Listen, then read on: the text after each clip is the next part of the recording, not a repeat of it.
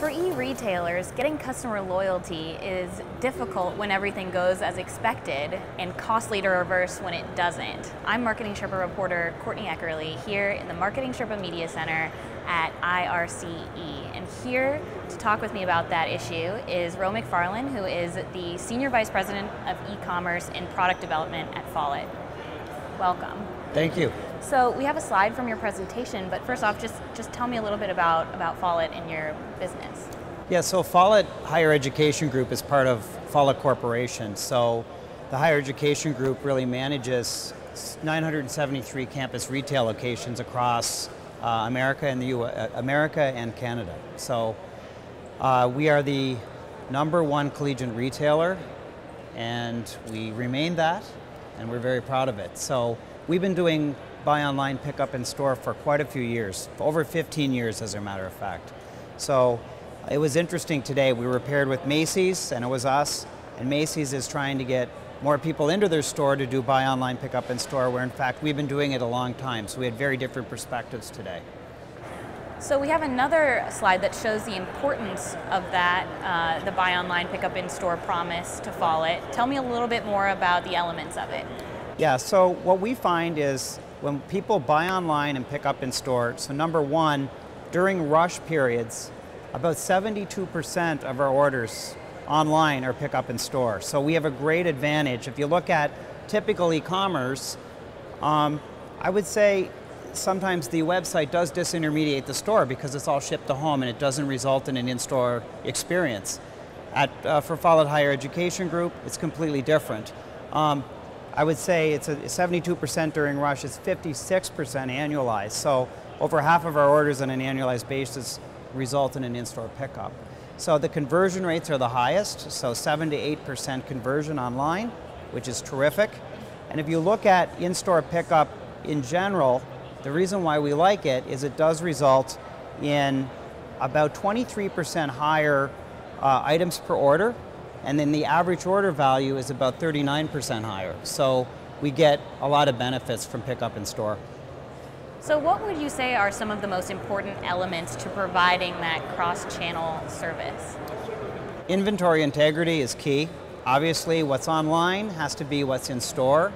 Image management, having the right images online that reflect what the in-store assortment is, are super key. We have a huge project internally to make sure that's harmonious and in sync. And then planogramming. So if you look at what our president's big focus is making sure that the planogram is reflective of how the associates are going to pick the merchandise when we do get an online order, and how the regular customer comes in and shops that assortment. Can we essentially serve both masters, right? From a pick and fulfillment perspective and from a great shopping experience. And I think, finally, it's getting rid of the back room or the storage room and bringing all that merchandise out to the front where it's all appropriately signed and accurately priced and ready for sale. And we're able to have more of a showrooming concept where essentially there are 973 stores are no longer stores, they're really, really nice warehouses. And it's definitely an important part of your business that you serve students, and they like things to be as easy and quick as possible. And so they're constantly pushing you forward to develop this kind of technology and to keep the customer experience as seamless as possible. Absolutely. So if you look at it, we were online before Google, we were online before Amazon. So Follett Higher Education Group was online in the early 90s. So we really are a pioneer in terms of e-commerce. We are number 72 on the Internet 500. How many people know that? So it's a terrific property to manage because the students and the millennials push us further, like you say. They force us to innovate, we respond, and like I say, we've been doing this for about 15 years when others are just getting into it. So we have some lessons learned, and we also continue to innovate. What are some of those lessons what lessons would you pass on to another marketer, another business, no matter the size, that's trying to integrate online and brick and mortar? I think in the trade show floor here today, there's a million applications that can help you do it. And I keep coming back to the basics. And if you look at our success, And what we've focused on is in-store labor planning. So as those orders come in, we're taking orders all evening and there's no one in the store to pick and fulfill. So being able to really be thoughtful about how you plan your labor, right? How you plan that in-store experience so you can also serve the customer and fulfill the orders, so that's super important. Pick-friendly fulfillment, so when you have a pick list and you're about to fulfill a SKU that's XYZ123, that doesn't mean anything to you. So if it was Nike red hoodie, large, right, you know what that visually is. And having a picture on the pick list, for instance, that's important. Other things like making sure the pick order is in which you would travel through the store. So you're not going to one end of the store, then the other end, then the middle.